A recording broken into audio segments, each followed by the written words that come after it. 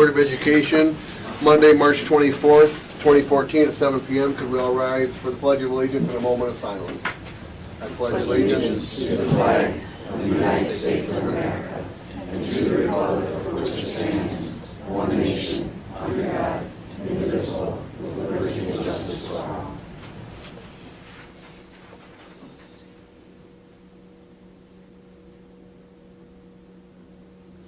Thank you. And a roll call, please. Tim Midzikowski, Here. Charles Bustatel, Here. Beth Engel, Here. Michael Baranowski, Here. Andrew Boulay, Here. Susan Trubilka, Here. Sharon Steltner, here, presently declined. Thank you. Recognitions and presentations, Mr. Brutin. I'd like to call to the front Mr. Louis Bomarito.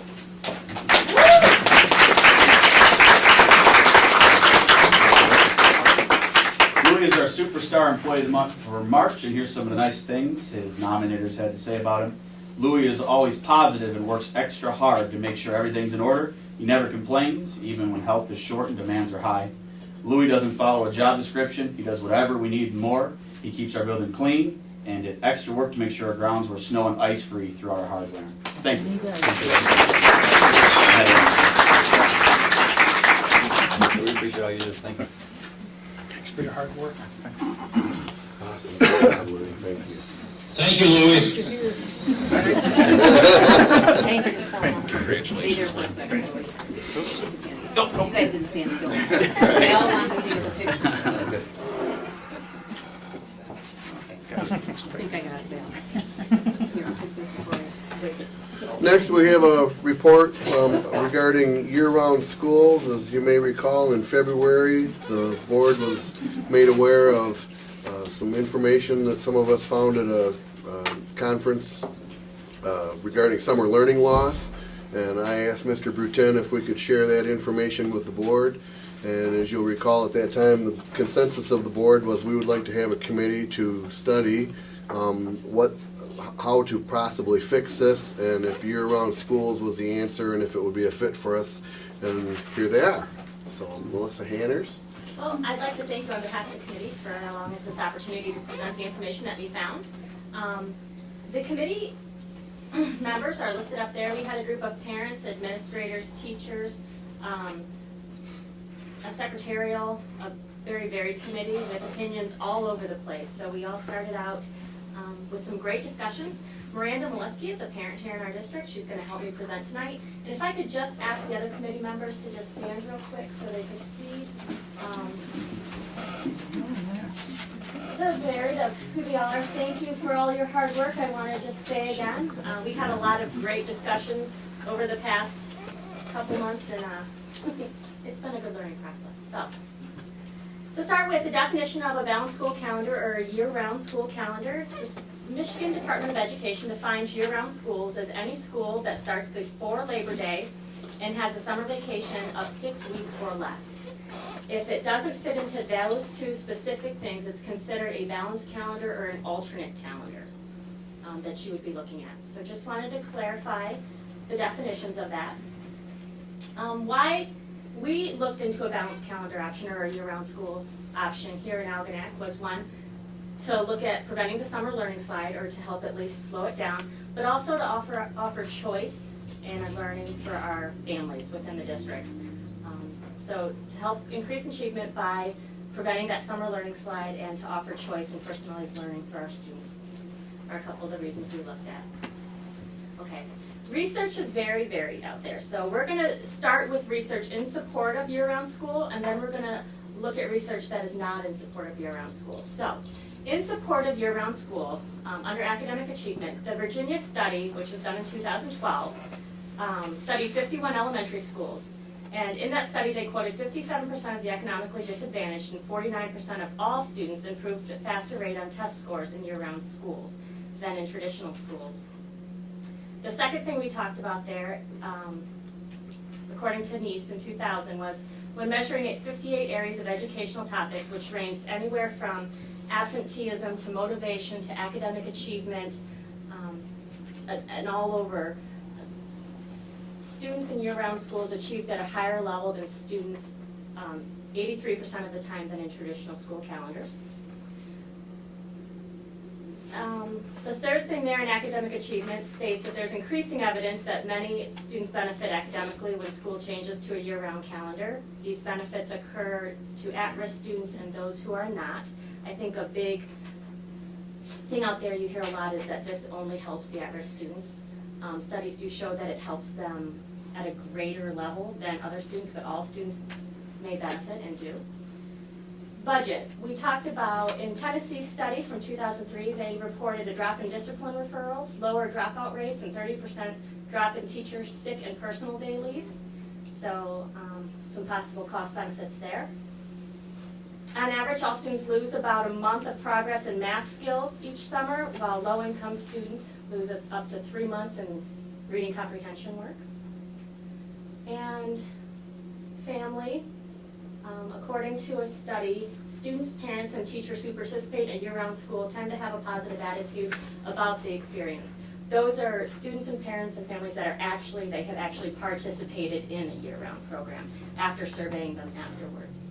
And the final one, Duffett in 2004 quoted, "Parents consistently cite summer as the most difficult time to ensure that their children have productive things to do."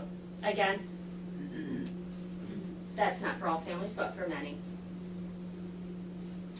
And then the research not in support of, first of all, I would like to say thank you for allowing us the opportunity to talk to the board, and thank you for the job that you all do for our community. I appreciate it, and so do many other stakeholders out there. As far as the budget, I'm going to read a little bit, and then I'll paraphrase some of it as well, because they are kind of lengthy. This study was also out of the Virginia study in 2012. In that it said, since 2008, school divisions in Virginia have discontinued the year-round calendar, as some are all of the year-round schools. Of those divisions, 6 reported the cost-related issues were the main reason year-round school programs were discontinued. For the others, they also were considering adopting the year-round calendar, but 38% of them said that the cost implications prevented them from doing so. And we know by having Mr. Rubin go out to the community and looking at the 26 slides of the ideas that you are all in a very tough situation because of what the state has put upon our small district to make cuts. Every dollar matters. So we'll get more into the cost later, but with every dollar that matters, there have been schools that have started it and looked good, and then there was other costs that we'll talk about later on that all of a sudden pop up that were not considered or thought of, and that's something also for the board to think about. As far as academic achievement, while many previous studies had examined the connection between year-round schools and academic achievement, most had lacked the statistical rigor required to provide reliable interpretations. This came out of a California study in 2010. I think it's important when the board digs deeper and you do your own research is to look at the dates of the research, because what this study has found is previous studies discounted the academic gains. At first it was looking very good, and it depends on what model you follow, that they were saying that the growth was not necessarily there, the growth outcomes. The next one that our committee spoke about and we had some lengthy discussion on is family structure. A major disadvantage to the assumed detriment to the family structure is families with siblings at different levels and buildings, multiple times a year for needing childcare, extracurricular activities in the community.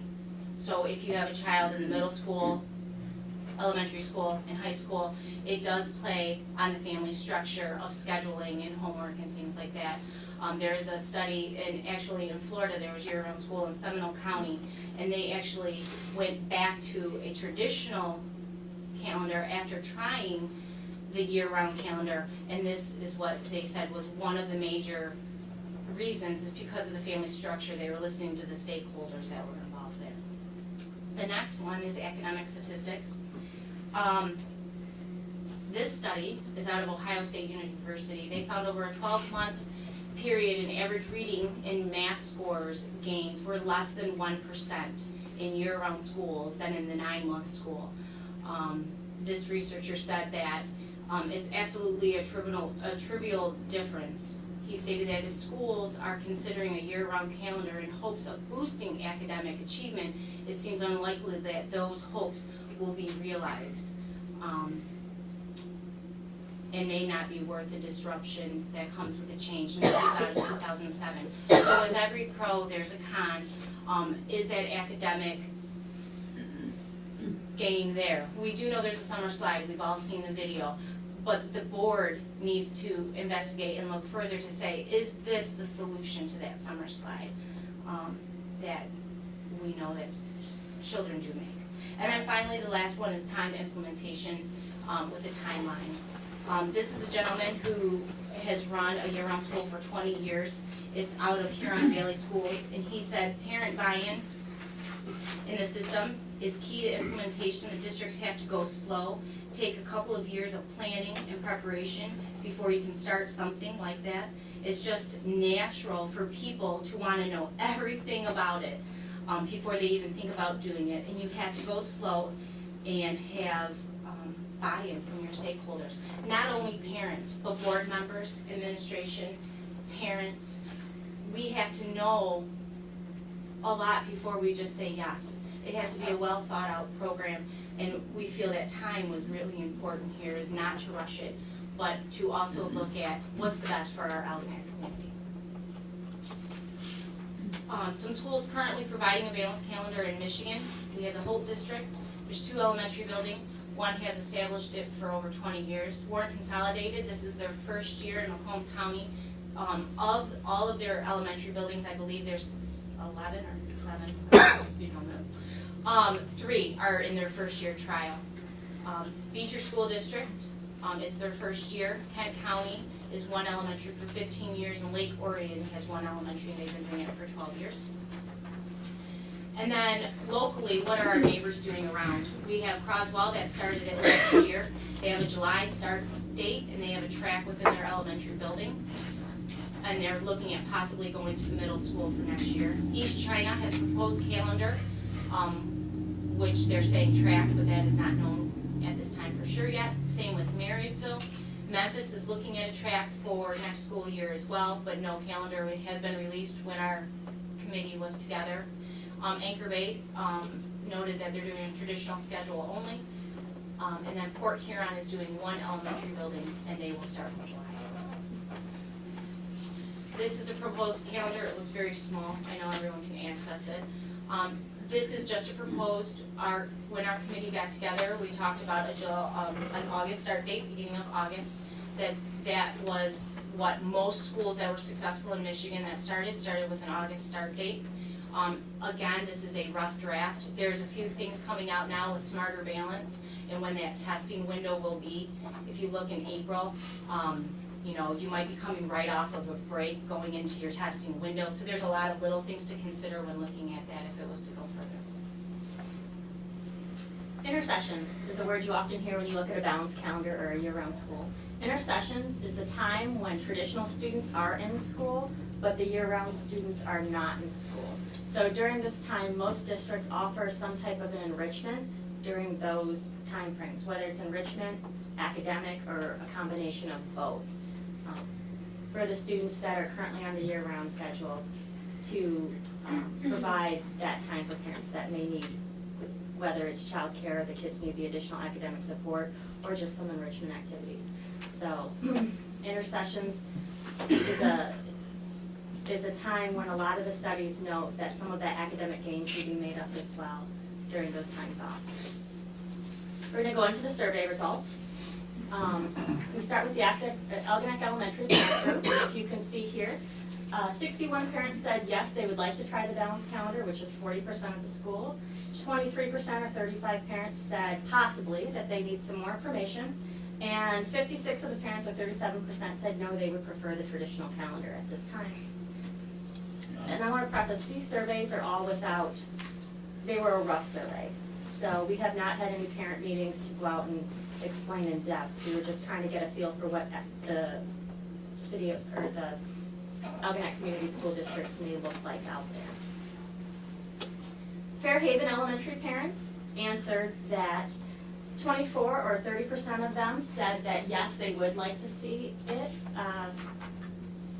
35% or 28 said possibly, they'd need more information. And is it 36%? 29 of them said no, that they would prefer not to at this time. Millside, parents said 31 of them, or 20%, said yes, they would. 26% or another 39 parents said possibly, they need more information. And 54% or 82 families, I should say, not just parents, said no, that they would prefer not to at this time.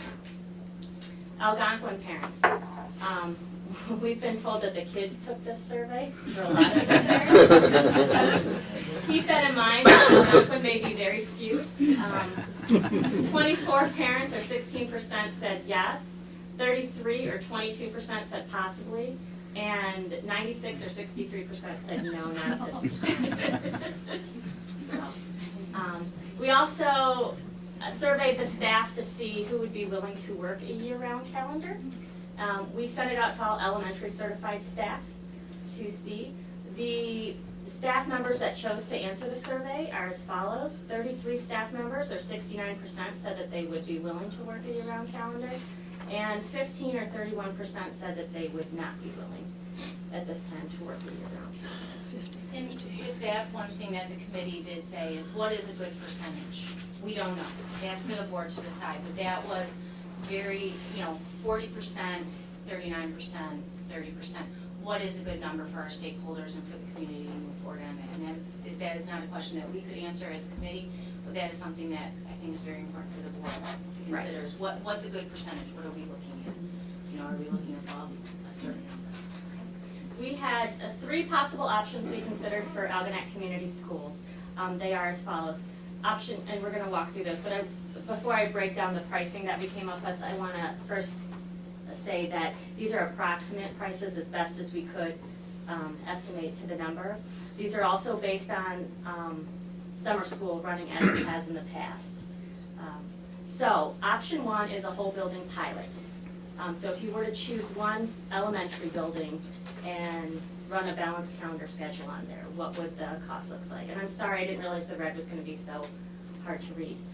There would be an added cost for the additional 24 days of busing that differ from the traditional calendar, which is about $25,152.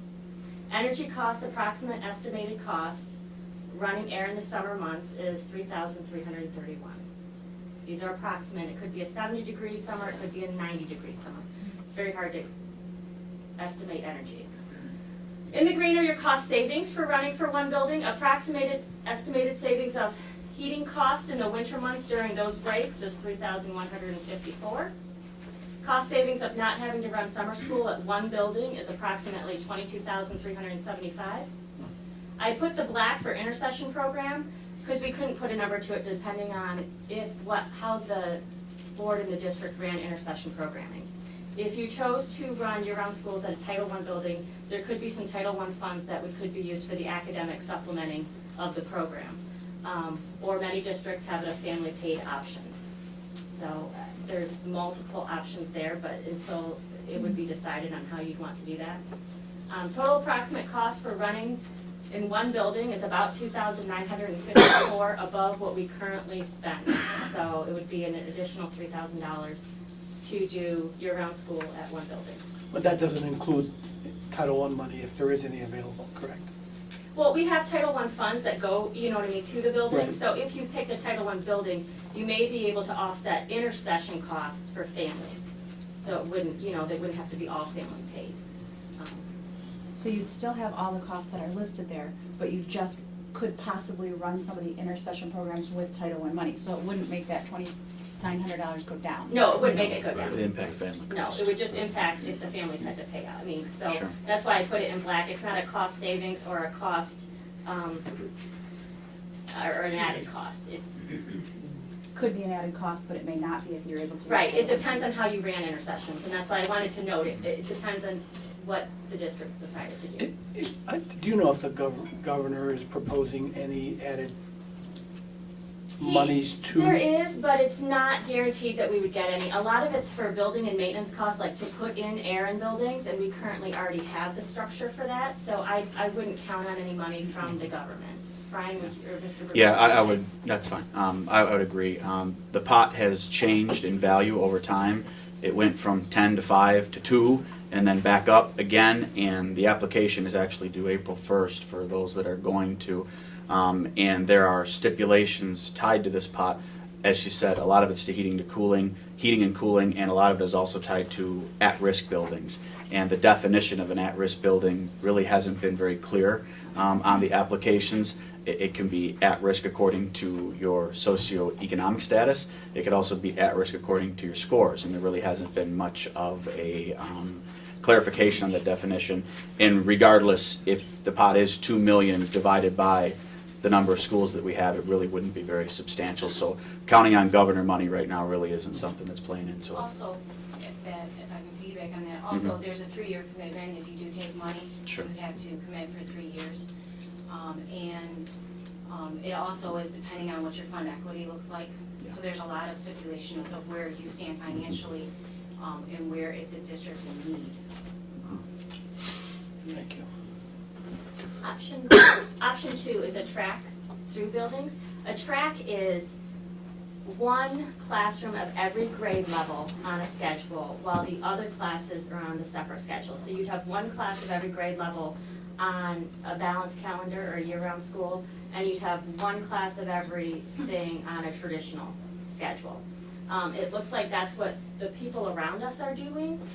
East China's looking at running a track. Croslex currently runs a track. Marysville's hoping to run a track. Tracks are more costly.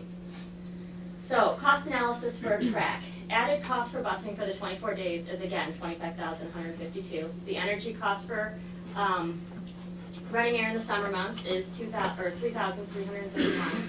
Added cost of secretarial and administrator for both calendars, because you're running both a year-round schedule and a traditional schedule. So you're increasing contractual days that you need people there.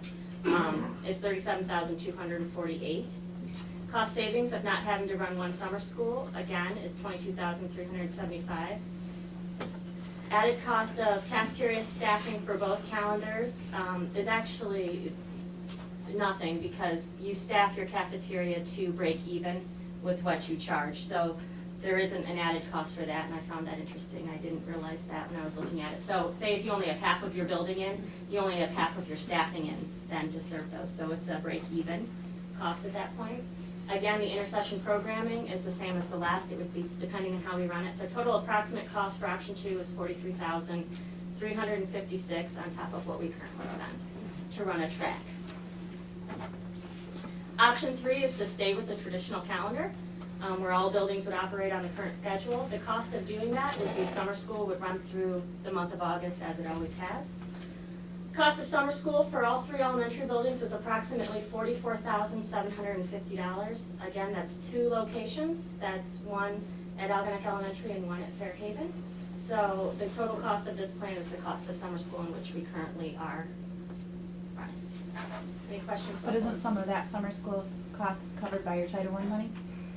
You guys No, aren't it's using at-risk Title I? Risk money. Okay. So it's not covered by title since it's servicing. Only Algonac L is title, where Millside and Fairhaven are not. Details to be considered further, things that if the board were to pursue this, that we would have to look into. Schools of choice for busing, if that is something. Some districts do bus students into the program and out of the program. So there would be an added cost to that. Intercession programming, again, we'd have to talk about how that would want to run. Itinerant staffing is one we talked about as far as administrators, how we could staff our buildings. There are ways, there wouldn't be added cost for it, but you do need to talk to those people and make sure that we're all on the same page. Community summer programming, talking to the different local area leagues so that way we can make sure that kids aren't missing out on opportunities and that we can all work together and make sure our summertime businesses are running and staying afloat. Talking to the new superintendent, bringing them into the discussion. Union considerations, just talking with the union about issues. And of course, you'll have to consider the budget further depending on which way you would like to go. And then we did include all the references from our research that we will put out there for both sides. At this time, are there any questions that we can answer for you? One big thing that was talked about in the committee is that it was very lengthy at times. There was many different viewpoints that were expressed, and we had a lot of great and rich discussion about it. And I think a lot of these details to consider further was because we do not have a superintendent in place yet for the 2014-15 school year. The budget concerns were important. I think there's a lot of going back to a little bit of the research. I think going back and looking at those pieces where the board, I think, needs to maybe fill in some of those answers, I think will help have a good plan in place in planning appropriately. Yeah, one thing the research shows is that the fidelity of the implementation is really, really important to do the program and to do it well, just like with any intervention, and to collect your own data. The committee even went further on to saying, you know, doing maybe some site visits with the schools that are running it, looking at what their actual data is. I know that our demographics are very different in Algonac from schools that have been running them. Some schools are in Oakland County. It's very hard to compare NEEP scores from Oakland County to St. Clair County. There's big per pupil funding differences as well. But I think it's important to explore these options and make sure that we go ahead with planning appropriately depending on what the board would like. But it's also looking at all stakeholders and that curriculum that the teachers are going to be putting out. If they turn around and do a plan that gives them adequate time to make sure the instruction is high quality throughout, no matter the calendar pick. Any questions? Thank you for doing this. I would like to take this opportunity to thank all the committee members, and a whole bunch of them are here, and so give yourselves a hand because that's a wonderful task that you've done.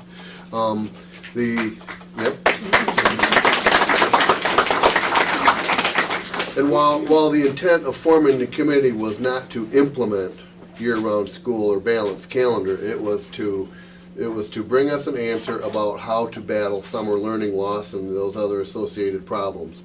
And we are in a position currently, there is no plan to make a decision about year-round calendar, period. The good news is, at such a point, if the state were to decide, which they're very capable of doing, to just say it's year-round school, people, we at least have the framework in place by this dedicated group of individuals who have brought us information so that we at least have a foundation to start from rather than trying to scramble and start from scratch like many other people will have to do. And we're very appreciative of that. Thank you. Very much. I don't have any questions, but I did just want to say that I appreciate the ladies and gentlemen that gathered all this information as well, and I think it's important to note that, like Andy said, we weren't planning on making any sort of decision tonight, and I think some misconceptions got out and about, and so I'm glad that there are a lot of people here tonight to see that the board doesn't just make decisions, that we get research groups together to gather information on both sides and bring it back to us so we then can make informed decisions. So I think that is a testament to Mr. Bruton and the leadership from our president in gathering a group of people to get the information that we need in order to make an informed decision. So thanks for that. Thank you. Very well Thank said, you. Susan. Next, we have the presentation of the Budget Amendment Act, number 1. Lori?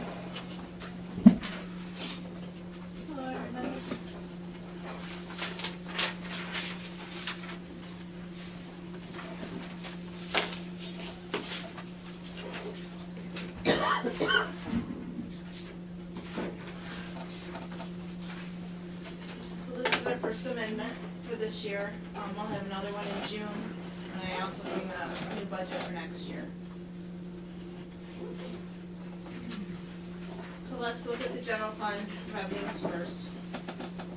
This revised revenue projection shows a decrease of approximately $124,000. And that that is based on local revenues being decreased due to a reduction in Medicaid and delinquent tax interest that we had originally budgeted for that is coming in less than that. People had paid more of their taxes last year, so that helped. To offset that, we did have several miscellaneous local grants that came in, small ones, so that did help offset some of those losses. The state revenue shows a decrease in foundation allowance as well as at-risk funding, and that was due to 54 students less than was previously estimated. And the at-risk money is tied to student count as well as the foundation, so when one goes down, the other one also will reduce. To offset that with the state, there was additional funding in MISPER's offset, which is the money for retirement that the governor gives us to help offset some of our retirement costs. And there was an additional equity payment of $50 a student that was not figured into the original budget that he came out with afterwards that I added in. The federal revenue was increased due to additional funds we received for Title I, Title II, and the IDEA grants. Those are usually carryovers that we don't know what that exact amount is going to be until we close our books from the year before, and then we add those in at this amendment. We were awarded extra GSRP slots, our Great Start Readiness Program slots, by the RESA, and middle college funds also were added into the other revenue section, or the incoming transfer other section. And these were offset by a reduction in the special ed millage funds. And the reason there was a reduction in the special ed millage funds is because the formula changed from being based on student count to based on special ed expenses. And so that reduced our amount that we received from the RESA for that.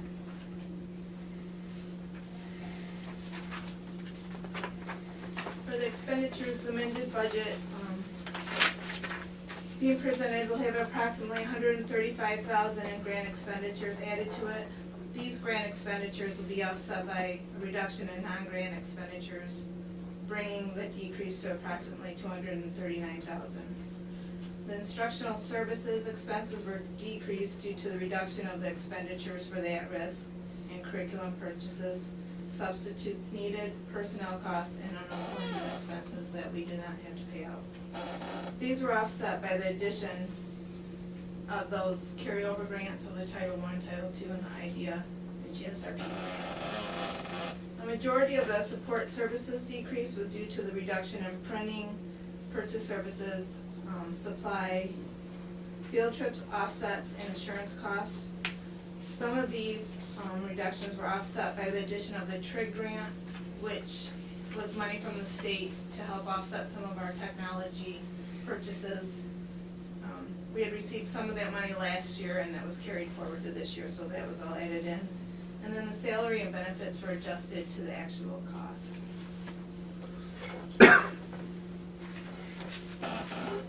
This slide gives you, I added this last year, gives you a little bit of an idea how the grants revenue comes in, but it also goes right back out. Of these, I just kind of would like to show you, the federal grants are the Title I, the Title II, the IDEA, and the IDEA preschool. State grants are at-risk, MISPER's offset, and the Headley data collection. That is to offset some of the unfunded mandates that we're reporting to the state, and that helps offset some of the business service costs. And then the RESA grants are the GSRP, which is the Great Start Readiness Program, that is paid out for the preschoolers in the district. The original budget adoption showed deficit spending of approximately $1,465,000. The reduction in revenues offset by reductions in expenses have reduced the deficit spending to $1,349,000. And this is what we continually try to work and cut wherever we can to try to bring that expense or overage down.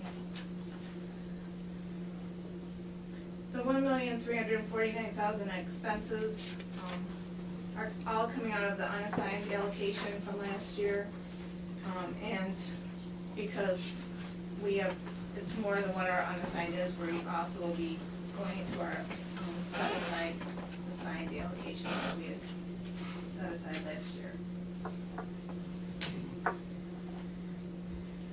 The debt fund revisions, we always bring those in June because of the fluctuation of the property taxes throughout the year. The school service fund, revenue has increased slightly due to higher than anticipated state aid. And these were offset by an increase in some equipment repairs that we had not anticipated for the school service fund. And is there any questions? Lori, with the current fund balance as it is right now, we're at about 16% thereabouts. So with this projected deficit, it's going to be cut in half, right?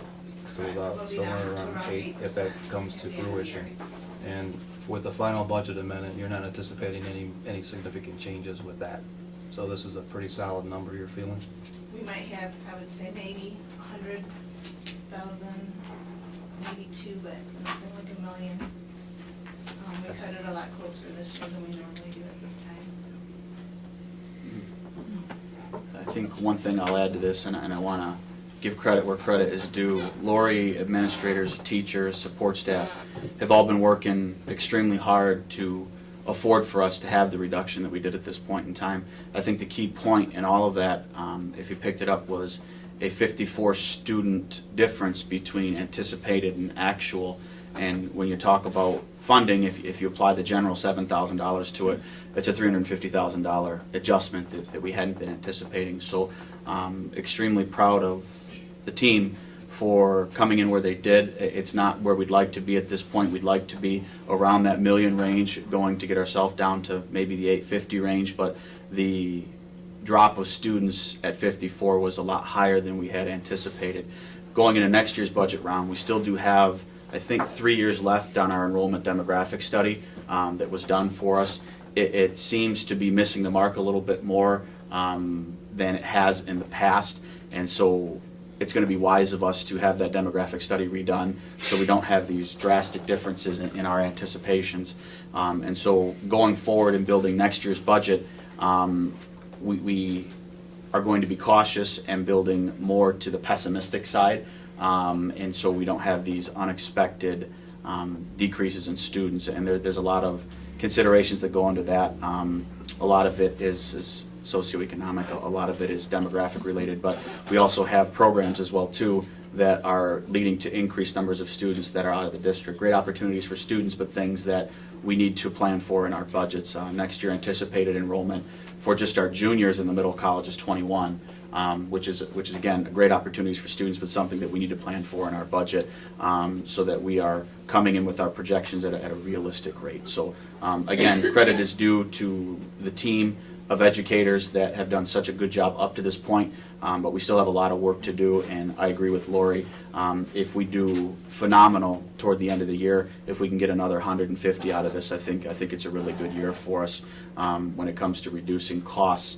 And so going into next year, we will definitely have a plan for the student enrollment where we think it's going to be, and also for the fact that our numbers are a lot more realistic when it comes to variances than they have been in the past.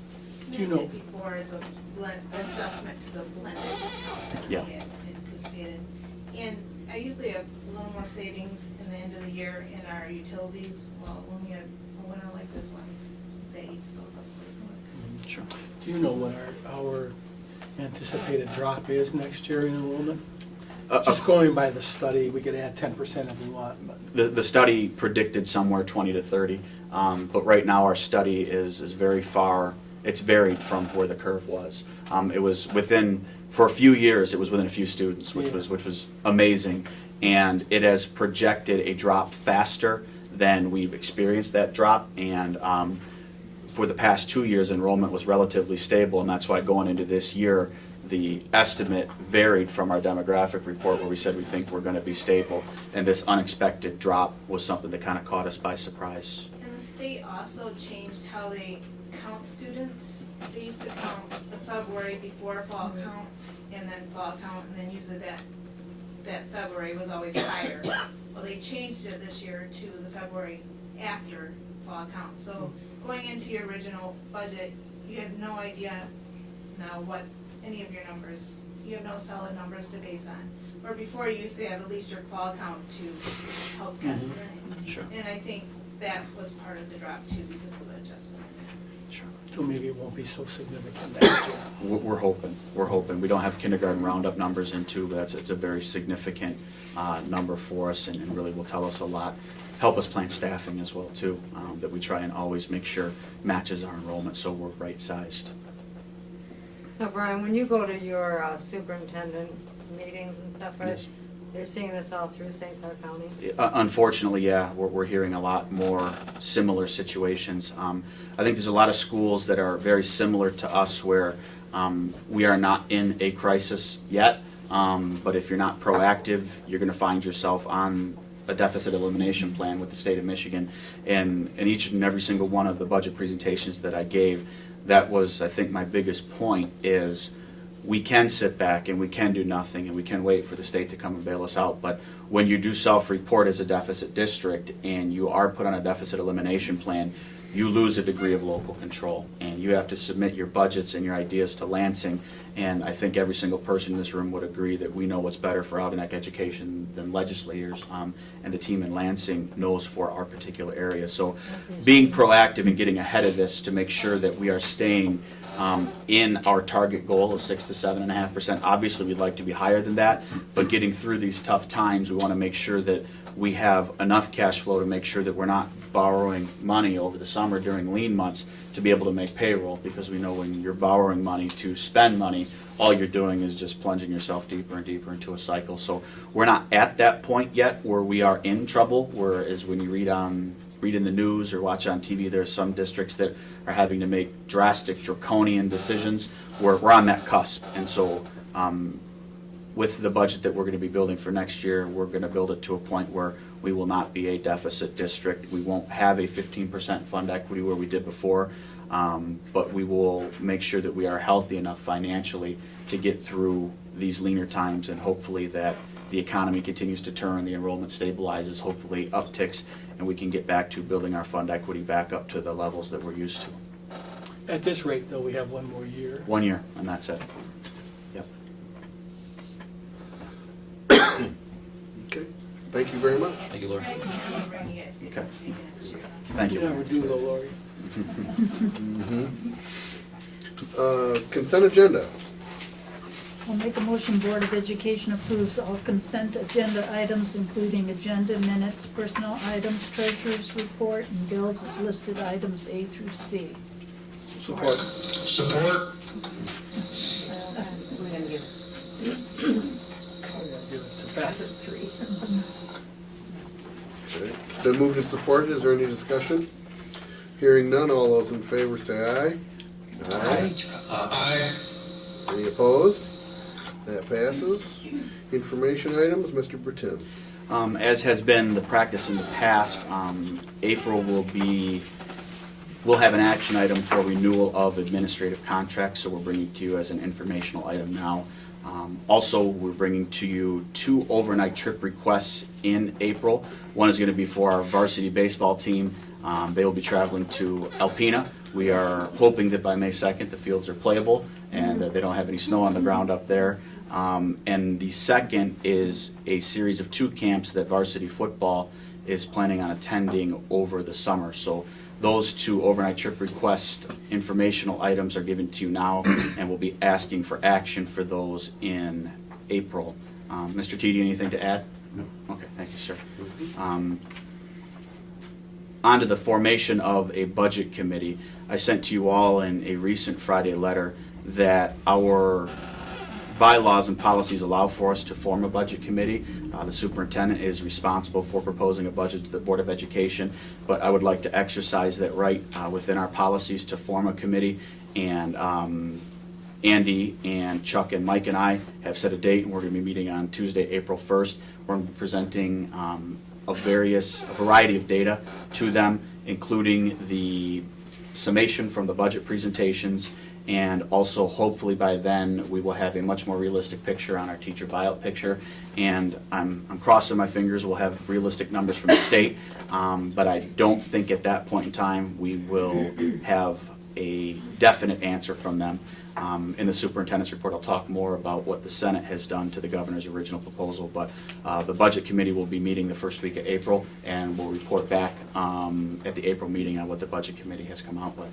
Ryan, your summation from all of the budget seminars Yep. that you put on? Yes, You're going to make that available to everyone, though? yes, I will. Public Yep, and yep, I'll everyone? make sure I get that out to you. Do we have Yep. an idea when that is going to be available? It's done, I just need to hit send. Okay. Yep, yep. Okay. Administrator. Administrative reports? I have one from behind. Okay. Thanks, you guys. I just wanted to bring the board up to speed that we did have our first STEM outdoor planning meeting for our outdoor classroom. Happy we had staff, administration, student, parent, and community all represented. So did a great job planning for it and getting out there and seeing what resources are currently available. So it looks like Woodlands isn't using a composter that they're going to give us, so that saves some money there. And look forward to bringing that to you more as we get more. And I also wanted to talk about the fact that I was contacted today. The elementaries have implemented a K-5 STEM classroom. As you all know that we've talked about that, is the only one in the county currently that does a rotation for our elementary kids and staff. And they had called and asked if a couple districts would like to come out with Laura Chambliss and take a look at the program and have us answer some questions. So big props for doing Very that good. Very and good. looking at Fairhaven and Hillside and other hills. So Very excited. Very good, thank you. Very good. I have one. Millside this year had a science fair via project choice, if students wanted to participate in that, so they used their own time, and I was very proud of, a nice presentation, nice fair. We sent two, one 4th grade and one 5th grade, blue from our building there, and was very proud of our students, and our 5th grade student received a blue ribbon at the St. Clair County Community College Fair. And so her name was Emily Appleton, and I just wanted to share that. Thank you. Thank you, thank you.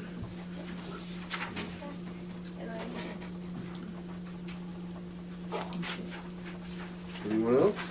Okay. Board reports? I have one comment. Last month, Sports Boosters had their annual dinner auction. It was a very, very good, successful event. I'd like to thank everybody that donated, contributed, attended the event. It raised, I think, a little bit over $19,000 this year, so which is fantastic. It all goes right back to the kids. All those members that sit on the boosters committee and work all the events are 100% unpaid for their efforts, so it's nice to see that kind of support for our kids. So thank you, everybody. Very good. Anyone else? Superintendent's report.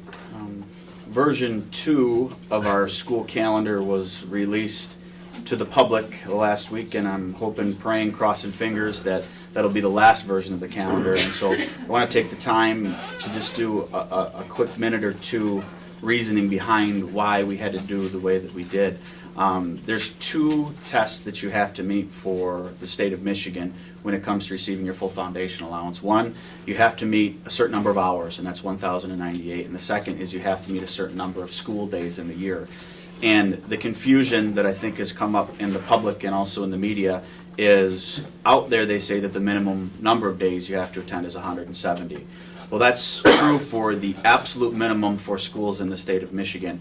But back in 2010, the state had a magic lock date where whatever the number of days you were offering at that time is the number of days that you are locked at and can offer no less than.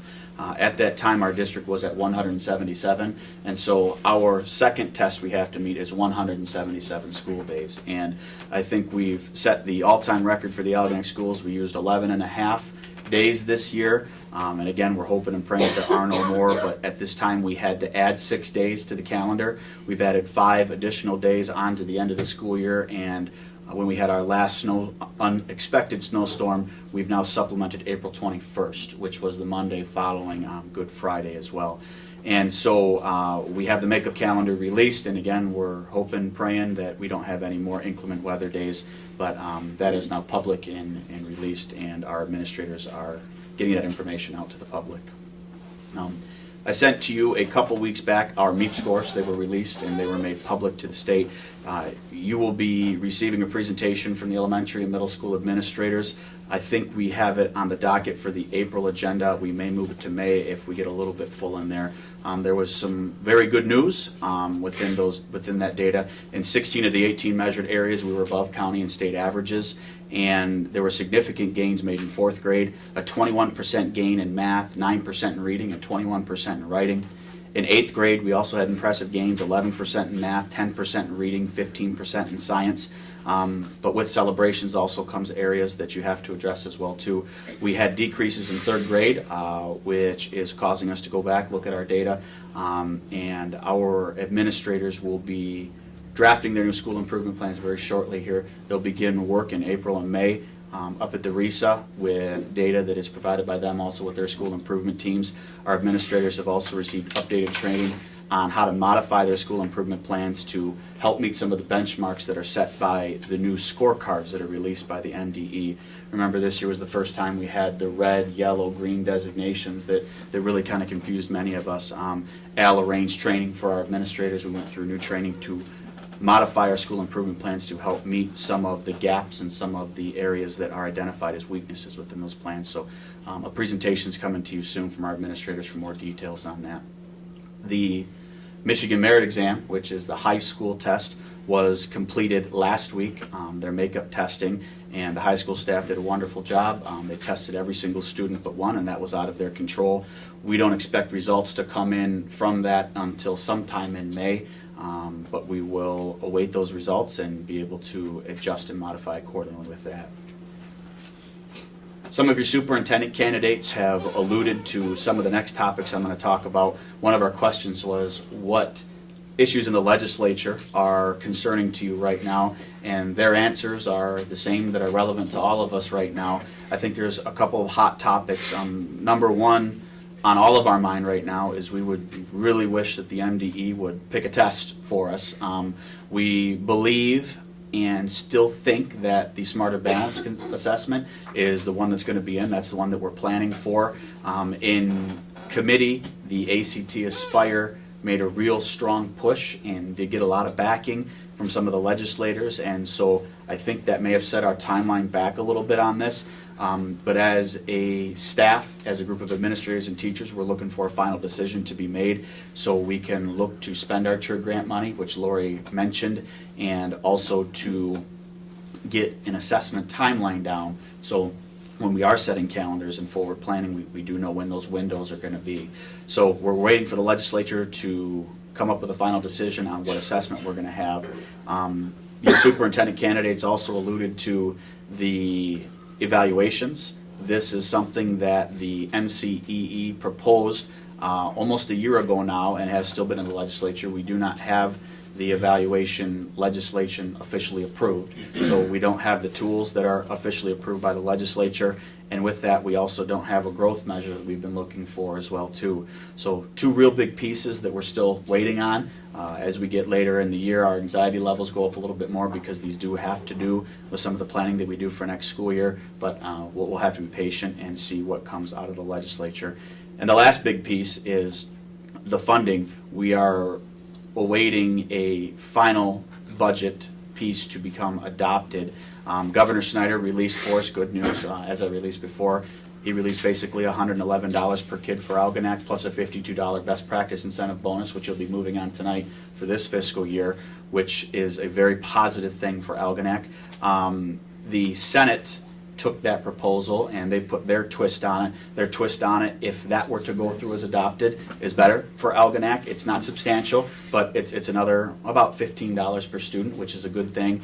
And our feelings, our guesstimate on this is Governor Snyder's original proposal will be the worst case scenario for us, which again doesn't solve our entire problem, but definitely does help with approximately $275,000 to $300,000 positive adjustment for us. And hopefully when the House gets their hands on it and they add some of their twist to this, then it'll come out even higher And so we are optimistic that the funding is going to be, at worst case scenario, a $275,000 to $300,000 increase, and best case scenario, hopefully we can get a little bit more funding on top of that. That's for next year, though. That's for next fiscal year, yes, sir. And the last thing to talk about is unfortunately some negative news. And you've read in the papers the articles that I forwarded you about the impact that the tech millage failure has had on Algonac. And so from the theory to the reality now for us in actual numbers for us, Tech has eliminated completely the construction trades program, the teacher exploration program, the health exploration program, and one section of cosmetology. These are going to be phased out over 2 years. This means a loss of approximately 216 slots for the county as a whole over the next 2 years. And so the direct impact on Algonac is the following. We are allocated 24 slots for next year for Tech. We had 41 last year, so we lost 17 slots due to the loss of millage, and we have 41 students that have submitted applications for the 24 slots that we have. And so unfortunately, the failure of that millage is going to have a bit of an impact on the number of students that are being placed into the Tech program.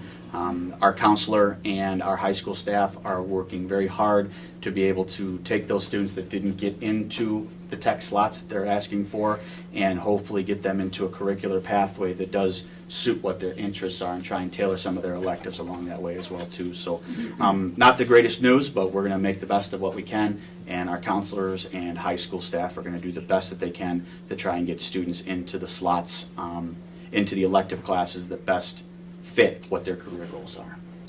I'll ask a question, and maybe somebody else has a question on it also.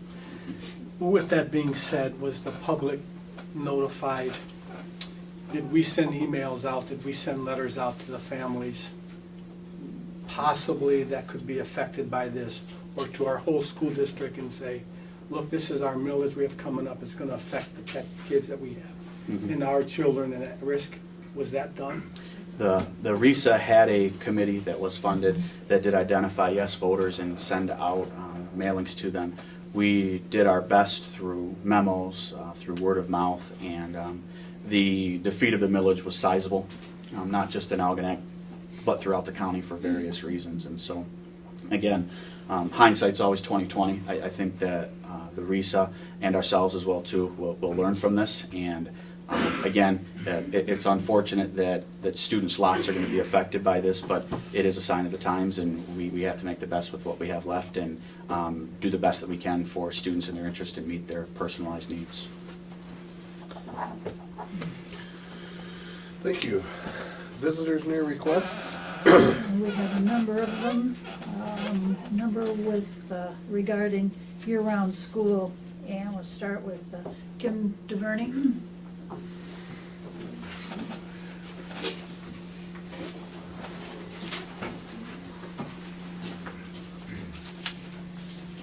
Hi. Hi, Kim. Of course I have to go first.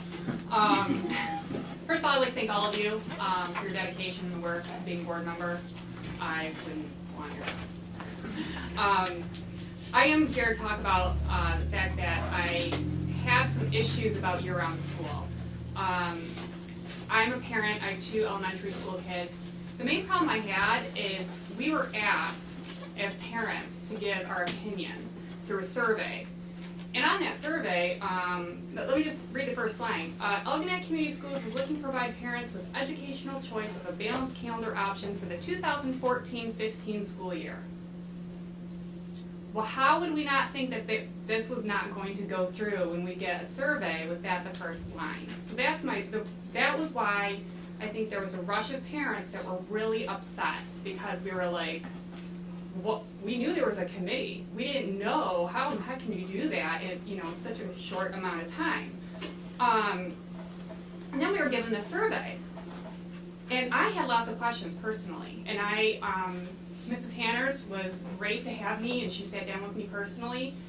She did not have answers to my questions, and the main ones were, what was the plan? What is the entire plan? I don't want to know what you think the calendar is, or what might happen. Where's the data to put this plan in place? Are you using local data? Are you going off of our MEP scores? Well, because those MEP scores we're not doing anymore, right? Well, are we gonna go off this new smarter balance? Well, wait a minute, we haven't used that test before. But what about the curriculum? Maybe we're going off the curriculum and that's how that will work here. Well, what curriculum? Common Core that was introduced this year?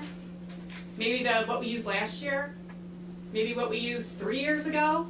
I mean, I'm just an elementary school parent, and we've had so many changes in our curriculum and how we learn math and how we do that, and we're trying to adjust, and all of a sudden, I know our teachers are struggling to find the best ways that work, and now all of a sudden we're going to take an elementary school that has, you know, not half, a little less than half of all our elementary school kids, and we're going to put them on an entirely different schedule. So that was one of the questions. The other one was budget. What does this cost? And I've just got some of the information, and $2,954 to do a year-round school. I understand some of the information she gave, we would have savings, but from the information that I've seen, that I don't know how that could honestly happen. And then I saw a cost of $43,356, and this was for the track. But they're getting rid of summer school in 2 of the other elementaries. What happens to the students that need that summer school? So when I want to know budget and cost, what's the budget, what's the cost, and what are we losing? What are we going to lose at these other schools with these other kids? So we need all that information as parents before we're asked to give our opinion. Because then we don't have factual data. We have, well, this is how I feel. Well, this is how I feel. And it's impossible to make an educated decision on that. So this came across because of the summer slide, because there's a problem. I agree. It's an issue, and I'm not the expert, I'm not a teacher. But there's got to be other options. What are the teachers saying? What are they suggesting? That's what I would want to know. And then go from there. So year-round school may not work.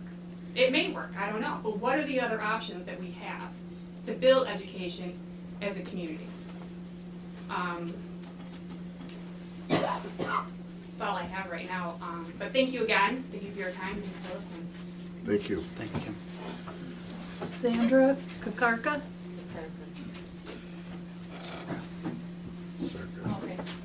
Okay. Heidi Stevenson, regarding year-round school? Hi, good evening. I'm Heidi Stevenson. I grew up in the community, and I'm married to Mike, and we are raising our 3 kids here. They attend the elementary school and 2 middle schools. And basically, I just wanted to say first off that I am one of Algonac School's biggest cheerleaders here. We have chosen to raise our kids here where I grew up. My background is I have 20 years experience in education in Anchor Bay schools. And I just wanted to talk to the board briefly tonight. I attended Mr. Bruton's presentation with his 26 slides that we were asked to vote on. And the question that I just want to ask the board is to carefully go about your decision with this idea of the implementation of the balanced calendar, given the budget restraints, and how can we implement a new program when we are looking at having to cut other programs possibly. I know they were all ideas. Personnel, staffing, you name it. Once you can see the survey that was given, like to look at what those results were, because there were so many different ideas. It went as far as, one was cutting freshman sports to closing Algonac Elementary. So how can you implement a new program in a school that you might pilot at the same time? So I think that the research committee did a fantastic job with trying to find the pros and cons. And is it possible that we can learn from other districts that are similar to us, and just not to rush this decision. And I think that's it. Thank you very much. Thank you. Thank you, Heidi. Next, Heidi Campbell regarding superintendent evaluation.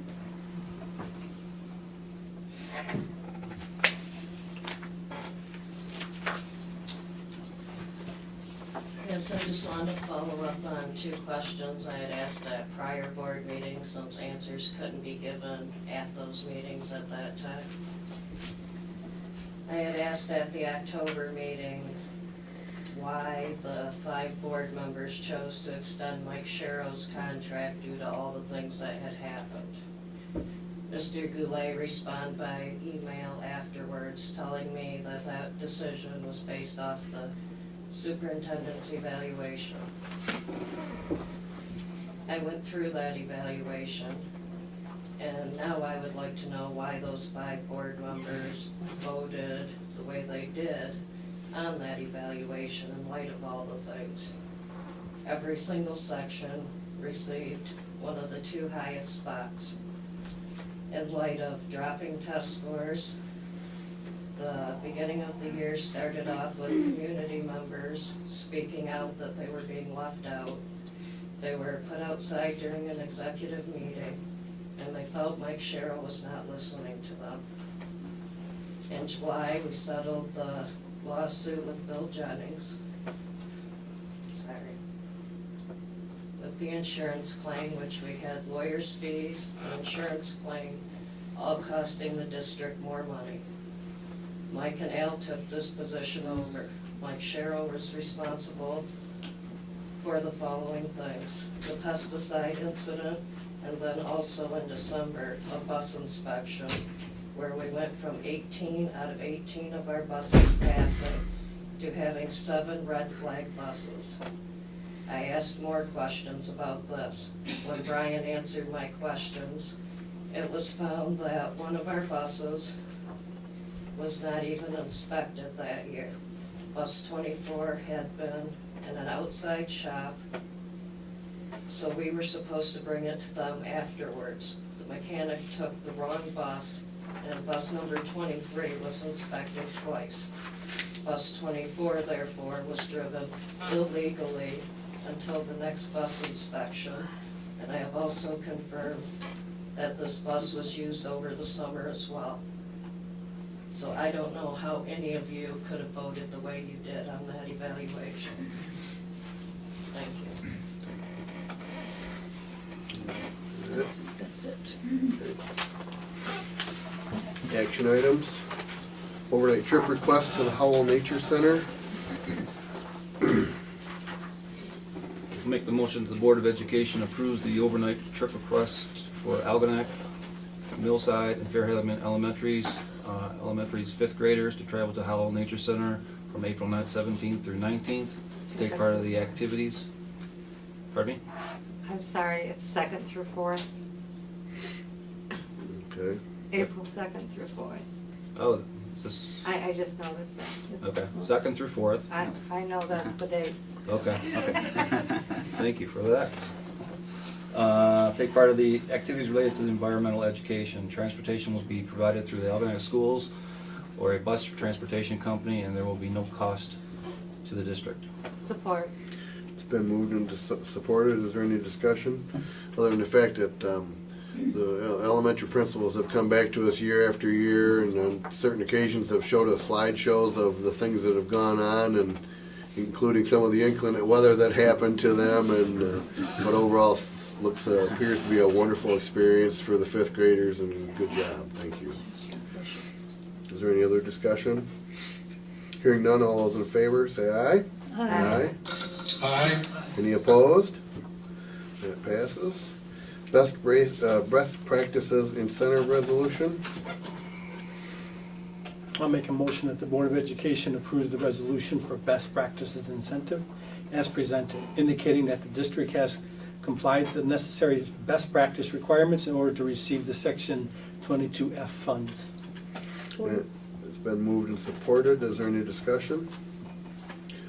Hearing none, we need a roll call vote, please. Okay, Beth Engel, Yes. Sharon Stiltner, yes. Andrew Goulet, Yes. Tim Idzikowski, Yes. Charles Busuttil, You're up, Chuck. Yes. Mike Baranowski, Yes. Susan Trebelka, Yes. 7 names. 7 ayes, no noes, that passes. Thank you. Revision of policy 1330, rules of order.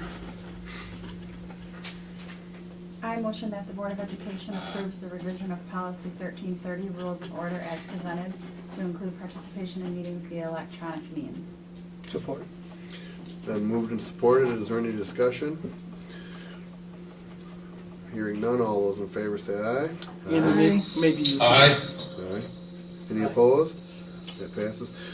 For those of you who aren't familiar with what policy 1330 is, the occasion arose where Mr. Busuttil was going to be out of town, and it was his desire to want to participate in the superintendent search activity specifically and a board meetings in general. And I brought the issue to Mr. Brutin, who got a hold of Evan Humphrey, who's standing right back there, who worked a miracle for us and created this box in the corner with, as you can see, Chuck is here. It's called Chuck in the Box. Yep. This makes it able for Chuck or anyone that's not going to be here to attend our meetings.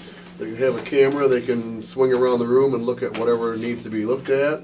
They can hear everything that is being said here, and they can chime in and talk and vote and all things necessary.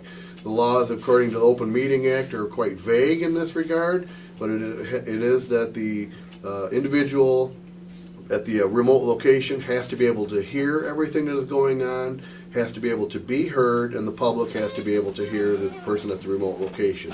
The visual part is extra. It doesn't have to happen, but the capability exists, and so we were able to do that.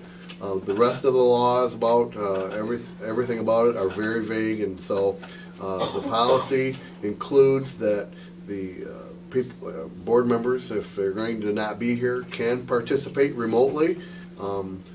Votes that would be taken at board meetings where someone is appearing remotely would need to have action items voted on by roll call votes.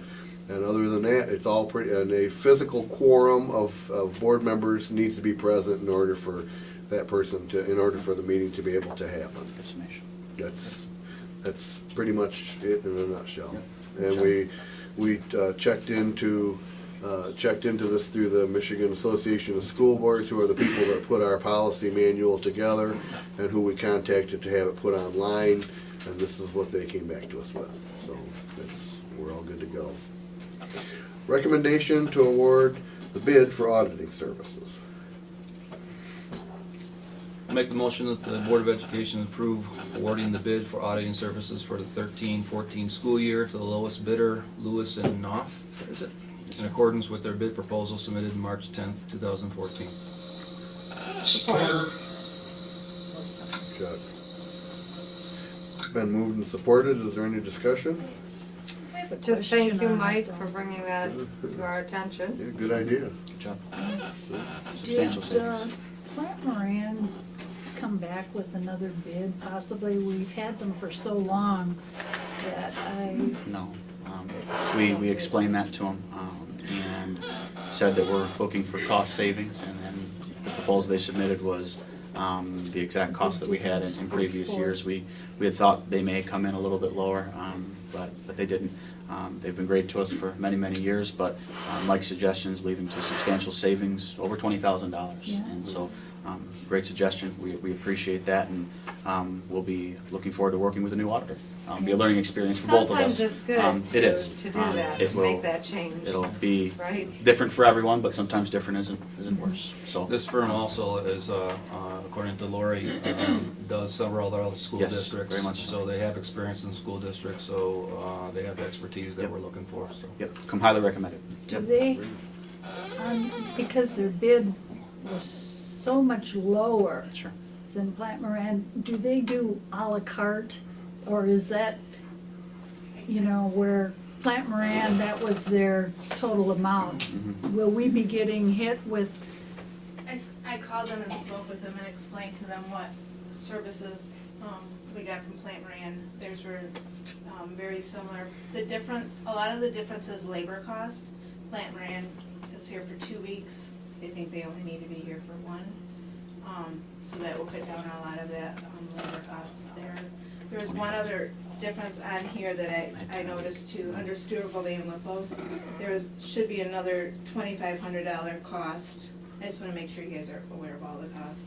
Under the cost for a financial statement, they were actually going to charge us to make the book, where none of the rest of them were. So when I did talk to Kim Lindsay, he's a partner at Lewis and Off, I explained to him, I give all of the schedules to Plant Moran, and I would do the same with them.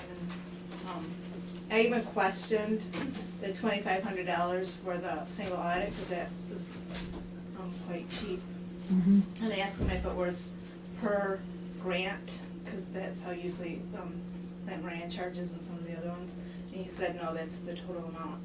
From what I gather, they're like a smaller firm, so they can make some of those, they don't have as much overhead. Or advertising or client. I did call, I talked to Anchor Bay, I talked to Yale, they both have them. And then they were both on the recommendation list. I also know the superintendent from Mount Morris, who, they do their audits, but they weren't on the recommendation list, so I thought I would call her too, and they really enjoy their relationship with them there too. And he is very influential in the MSBO organization too. He sits on some of the committees at the state level, partner that would be working with us. Very good. and we're just doing this yearly, correct? Yeah, So yearly. Yep. if for some reason, If we're not comfortable with them, we can rebid it next year. If we're comfortable with them, we could extend the contract next Okay. year. Good. Thank you. Any other discussion? Hearing none, all those in favor say aye. Aye. Aye. Any opposed? That passes. Renewal of the food service contract. I'll make a motion that the Board of Education approves a 1-year renewal of the current food service management contract with Chartwell's for the period July 1st, 2014 through June 30th, 2015. This is the 4th 1-year renewal of the contract that was awarded May 2010. This contract includes a 60-day cancellation clause. support, Been moved and supported. Is there any discussion? Hearing none, all those in favor say aye. Aye.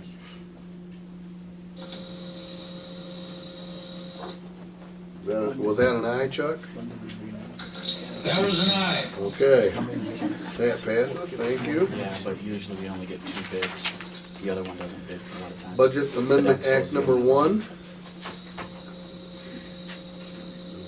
I motion that the Board of Education approves the resolution for Budget Amendment Act number 1 of 2013-14 for the general fund and school service fund as presented.